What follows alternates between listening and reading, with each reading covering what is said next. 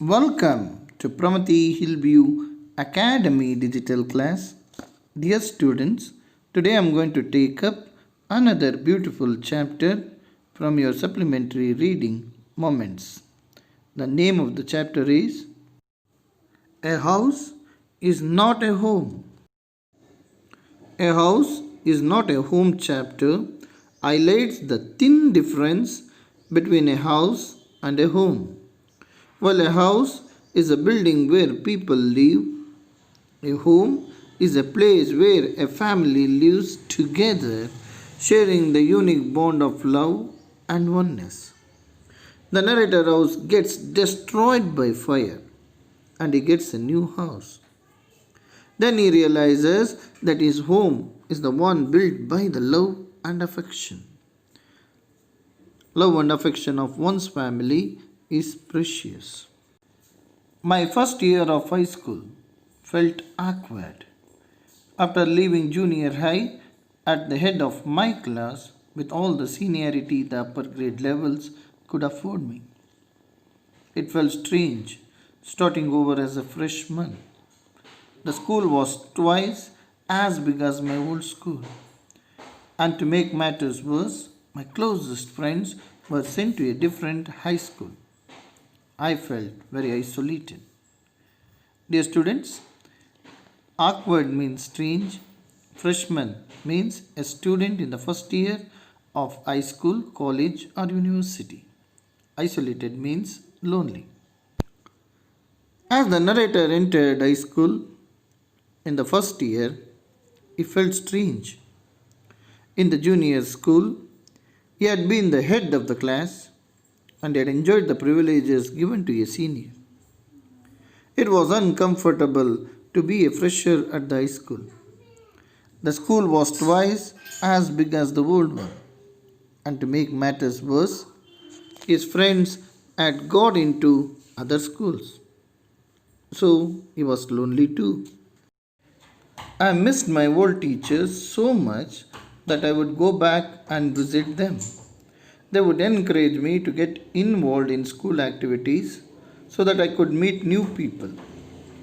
They told me that in time I would adjust and probably end up loving my new school more than I had my old one. They made me promise that when that happened, I would still come by and visit them from time to time. I understood the psychology in what they were saying, but I took some comfort in it nonetheless.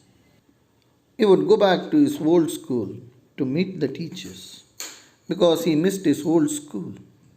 The teachers would encourage him to meet new people in the new school and to get involved in new activities. They said that after some time he would adjust to the new surroundings and would love the new school more than the previous one. The teachers at the old school made him promise that he would visit them even after getting settled in the new school. The narrator tried to feel comfortable with these words of his teachers. One Sunday afternoon, not long after I had started high school, I was sitting at home at our dining room table doing homework. It was a cold and windy fall day, and we had a fire going in our fireplace. As usual, my red tabby cat was lying on top of all my papers, purring loudly and occasionally swatting at my pen for entertainment's sake. Dear students, purring means sound made by cat. Swatting means to hit something. One Sunday afternoon, an accident occurred. The narrator was sitting at the dining table doing his homework. The day was cold and windy, and a fire was up at the fireplace. The narrator's pet cat was lying on top of the sheets of paper. It was making a purring sound and was hitting on his pen just for amusement. She was never far from me. I had rescued her when she was a kitten, and somehow she knew that I was the one responsible for giving her the good life. As narrator had saved the cat, it remained close to him as he protected her. My mother kept stoking the fire to keep the house nice and warm. Suddenly, I smelled something strange, and then I noticed it. Smoke pouring in through the seams of the ceiling. The smoke began to fill the room so quickly that we could barely see. Groping our way to the front door, we all ran out into the front yard. By the time we made our way outside, the whole roof was engulfed in flames and it was spreading quickly. I ran to the neighbors to call the fire department. While I watched my mother run back into the house. Dear students, stoking the fire means feeding and tending the fire. Groping means to search blindly. Engulf means flooded or surrounded by. Zan's mother tended the fire to keep the house warm. There was smoke filling the room from the ceiling. Within a few seconds, it filled the room and they could hardly see. They made their way to the front door and escaped into the garden. The roof had caught fire, which spread quickly. Zan ran to the neighbors to call the fire department, while his mother ran inside the house. My mother then ran out of the house carrying a small metal box full of important documents. She dropped the case on the lawn and, in a crazed state, ran back into the house. I knew what she was after. My father had died when I was young, and I was certain that she was not going to let his pictures and letters go up in flames. They were the only things that she had to remember him by. Still, I screamed at her, "Mom, no!" Narrator's mother came out of the house holding a small box full of papers. She threw it on the lawn and ran back. She was trying to save important things. As narrator's father had died when narrator was small, she had to save his pictures and letters, which were the only memories of his that they had. Narrator screamed at her not to go inside the burning house. I was about to run after her when I felt a large hand hold me back. It was a fireman. I had not even noticed that the street had already filled with fire trucks. I was trying to free myself from his grasp, yelling, "You don't understand! My mother is in there!" The narrator tried to run after his mother, but was stopped by a firefighter. The street was full of firefighter trucks. The narrator tried to free himself and tried to explain that his mother had gone inside and he wanted to bring her back. He held on to me while other firefighters ran into the house. He knew that I wasn't acting very logically and that if he were to let go, I would run. He was right. "It's all right, they will get her," he said.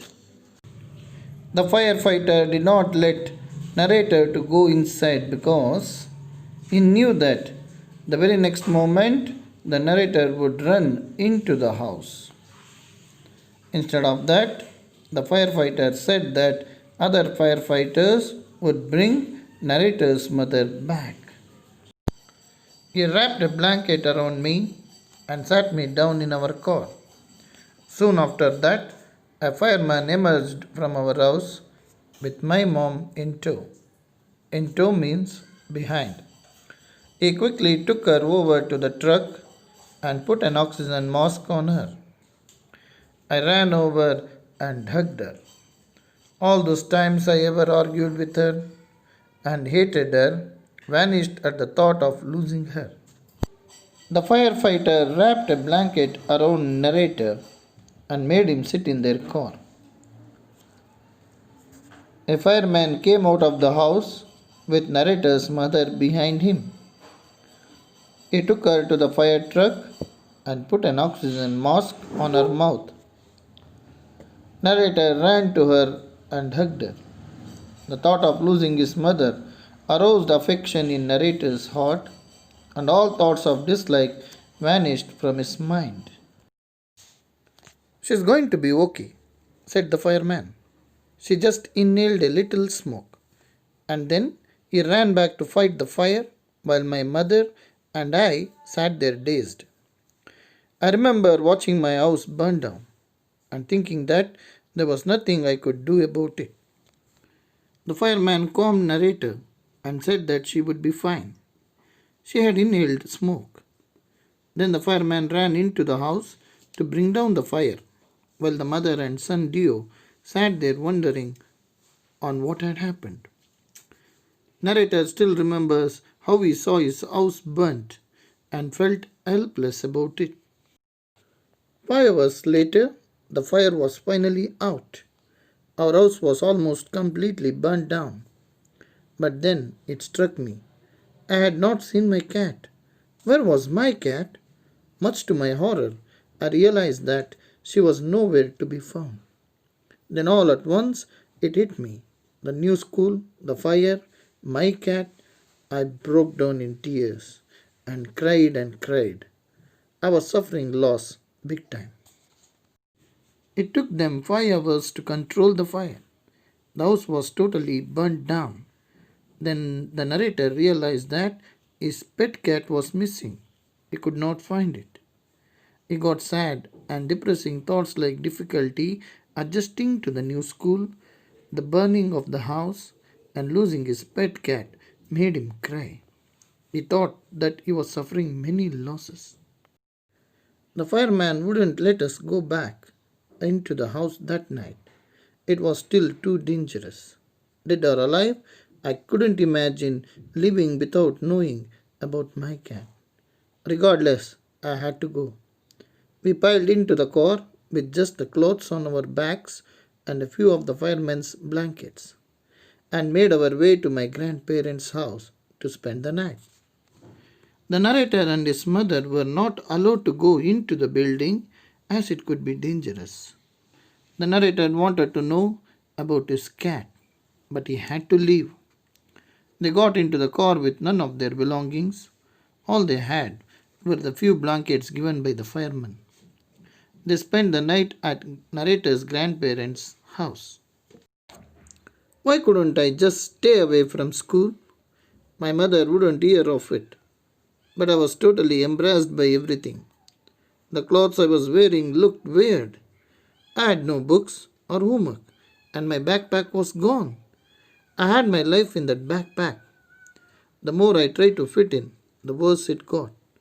Was I destined to be an outcast and a geek all my life? That's what it felt like. I didn't want to grow up, change, or have to handle life if it was going to be this way. I just wanted to curl up and die. The students, weird means strange, destined means future developed as per a predestined plan. Outcast means a person rejected by society. Geek means an unfashionable or socially inept person. He did not want to go to school, but his mother forced him to go. He was embarrassed because his clothes were unusual. He did not have his bag, books, and homework. He thought that God wanted that he should live like a person who was different from others and did not fit well in the society. The narrator was so upset that he wished to die. I walked around school like a zombie. Everything felt surreal, and I wasn't sure what was going to happen. All the security I had known from my old school, my friends, my house, and my cat had all been ripped away. Zombie means a dull and apathetic person. Surreal means unreal, strange, bizarre. Ripped away means torn apart. Narrator walked around the school like a dull, lifeless person. He felt insecure as all his belongings, his whole school, old friends, pet cat, and even his house had been snatched from him. When I walked through what used to be my house after the school that day, I was shocked to see how much damage there was. Whatever had not burnt was destroyed by the water and chemicals they had used to put out the fire.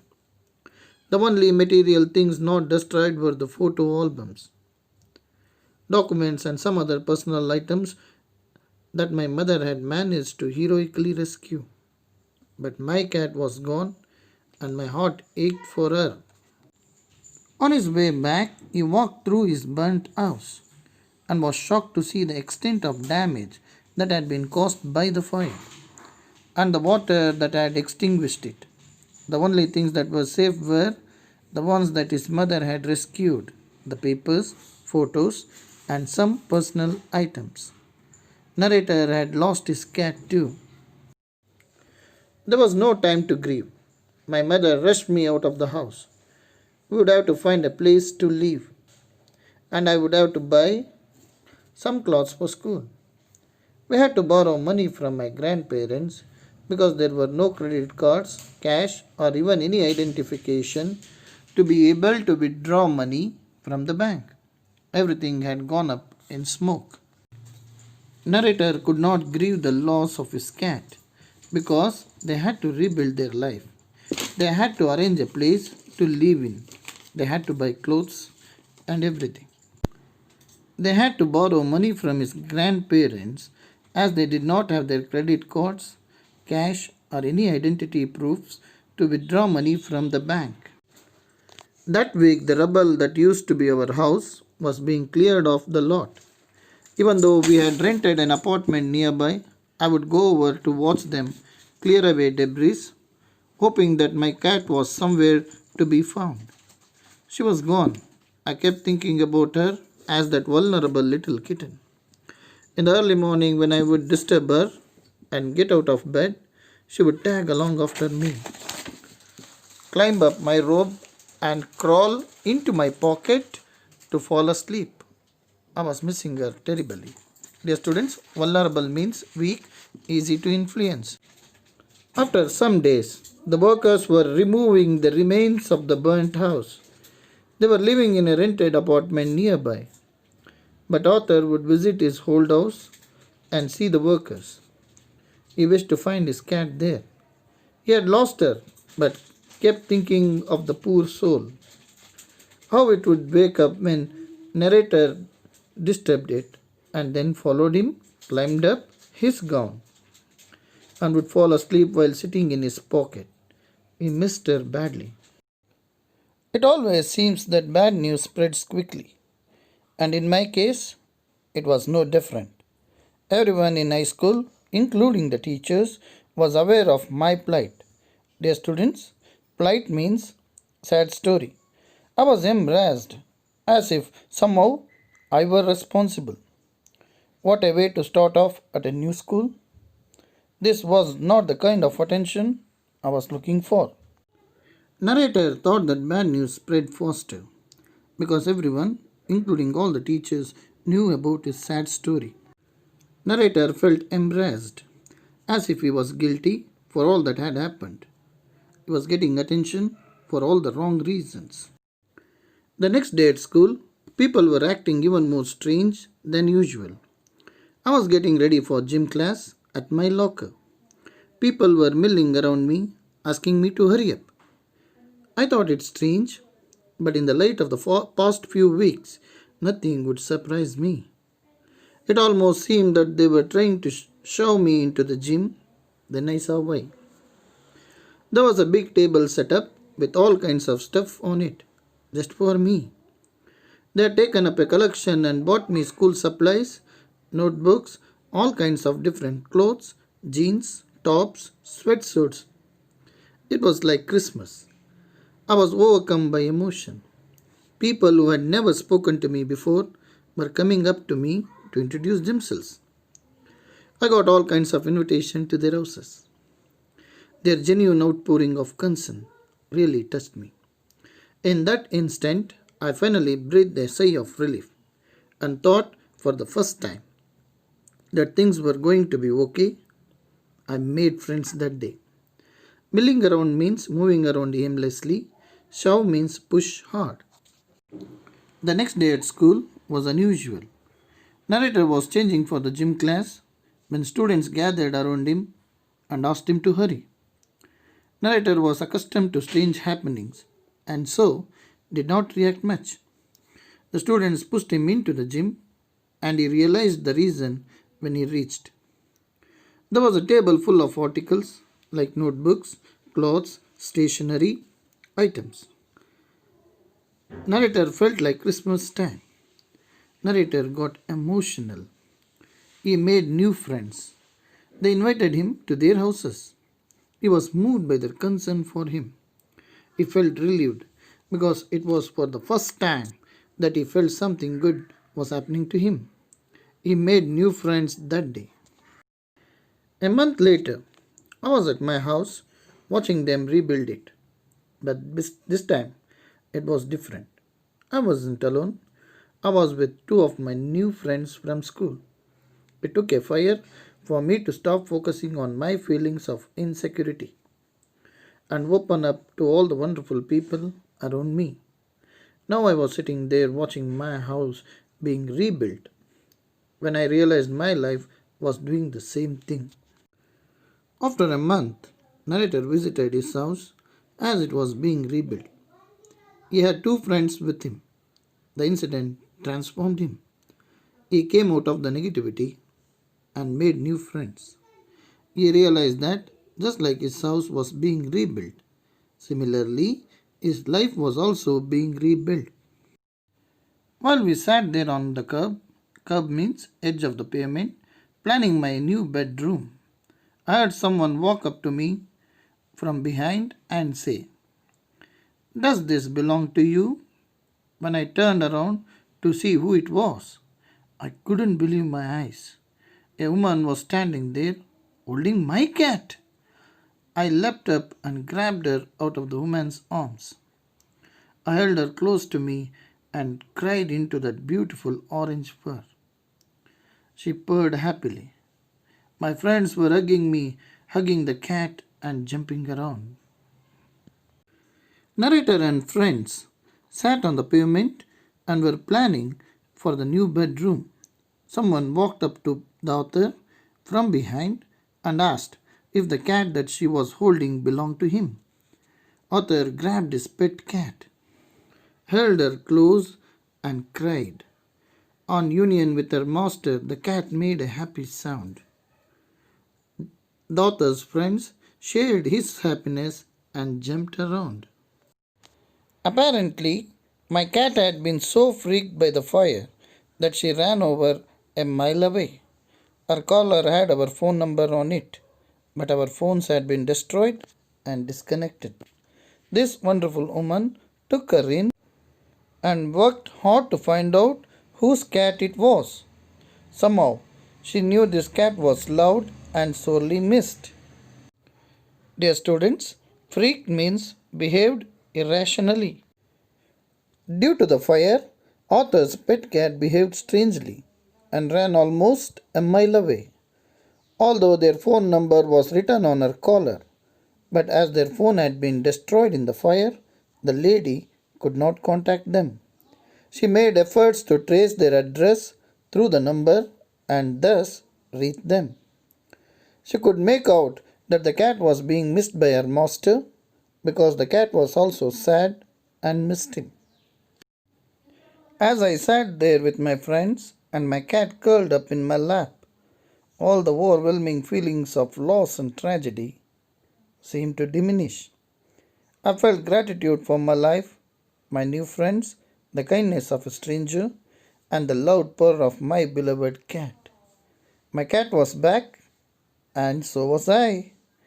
Dear students, tragedy means mishap, diminish means fade off, gratitude means thankfulness. When author sat with his cat and his friends, the sadness disappeared. He was happy and thankful for getting a new life which got him new friends, a kind of woman who returned his cat and his pet cat. He got a new life and he was overwhelmed. Dear students, I hope you all have enjoyed and understood the chapter. A house is not a home. A house is not a home is a story based on the theme of adjustment issues encountered by teenagers. Routine problems of life appear grievous and difficult to children in their growing years. They fail to acknowledge the little blessings offered by life and they focus on the small missing things in their life. But do remember, it takes some time, but love and support from people around their life rebuild their faith in the goodness of life. Dear students, I'm going to come up with another chapter and another video. Until then, bye. Take care.